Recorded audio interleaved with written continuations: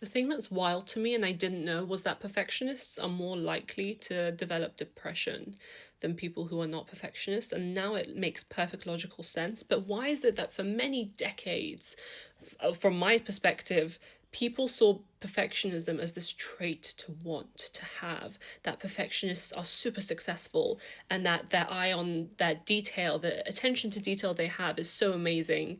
They must have this insanely good quality of work.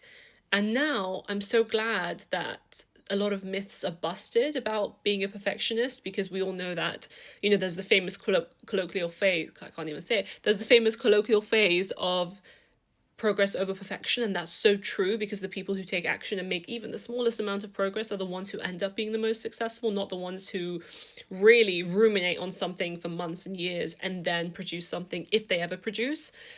But I had no idea that being a perfectionist puts you more at risk of depression.